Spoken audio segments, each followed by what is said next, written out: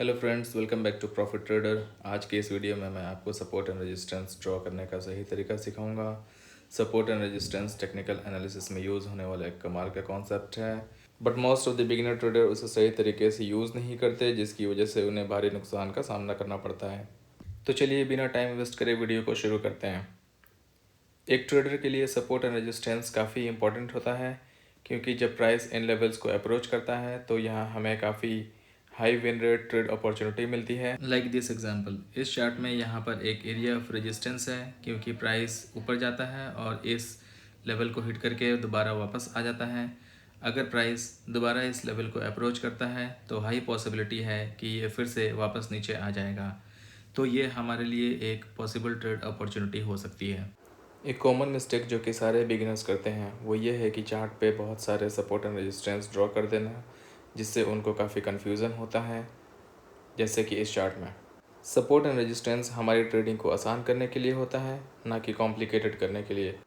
Beginners ये गलती इसलिए करते हैं क्योंकि उनको सपोर्ट एंड रेजिस्टेंस का सीक्रेट्स नहीं पता है, जो कि मैं अभी बताऊंगा। तो फर्स्ट क्राइटेरिया जो कि एक लेवल को इम्पोर्टेंट सपोर्ट एंड रेजिस्टेंस बनाता है वो है मल्टीपल रिजेक्शन। तो चलिए इसको हम एक एग्जांपल से समझते हैं। आप यहाँ देख सकते हैं कि प्राइस मल्टीपल टाइम रिजेक्ट होकर नीचे आता है, तो हम यहाँ एक पोटेंशियल रेजिस्टेंस लेवल ड्रॉ कर सकते हैं। और साथ ही साथ आप यहाँ पर देख सकते हैं कि प्राइस इस लेवल पर आने के बाद मल्टीपल टाइम रिजेक्ट होकर ऊपर चला जाता है, तो यहाँ हम एक पोटेंशियल सपोर्ट लेवल ड्रॉ कर सकते हैं। अब मैं आपको कुछ ऐसे चार्ट्स पे सपोर्ट एंड रेजिस्टेंस ड्रॉ करना सिखाऊंगा जिन पे अभी तक मल्टीपल रिजेक्शन नहीं हुआ है। इस तरह के चार्ट में हम मेजर स्विंग्स को देखते हैं, लाइक इस चार्ट में। यहाँ हम देख सकते हैं कि प्राइस ऊपर जाने के बाद इस लेवल से वापस नीचे आ जाता है, तो इस लेवल पर हम एक पोटेंशियल रेजिस्टेंस लेवल ड्रॉ कर सकते हैं। सेम डाउन ट्रेंड के लिए अप्लाई होता है। यहाँ हम देख सकते हैं कि प्राइस नीचे जाने के बाद इस लेवल से रिजेक्ट होकर ऊपर चला जाता है, तो यहाँ पर हम एक पोटेंशियल सपोर्ट ड्रॉ कर सकते हैं। Rule number 2, a line can be both support and resistance. आइए इसको हम एक एग्जांपल से देखते हैं। इस चार्ट पर आप देख सकते हैं कि यहाँ पर एक रेजिस्टेंस लेवल है, क्योंकि प्राइस यहाँ से बार बार रिजेक्ट होकर नीचे चला जाता है।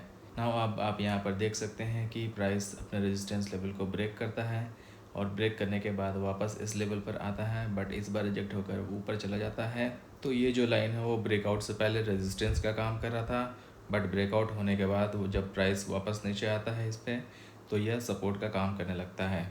सो हमारा last and most important rule है, the level must be closer to the current price. आइए हम इसको एक एग्जांपल से देखते हैं। हम इस एग्जांपल में देख सकते हैं कि यहाँ पर क्लियर सपोर्ट एंड रेजिस्टेंस है, जो कि प्राइस के पास भी है।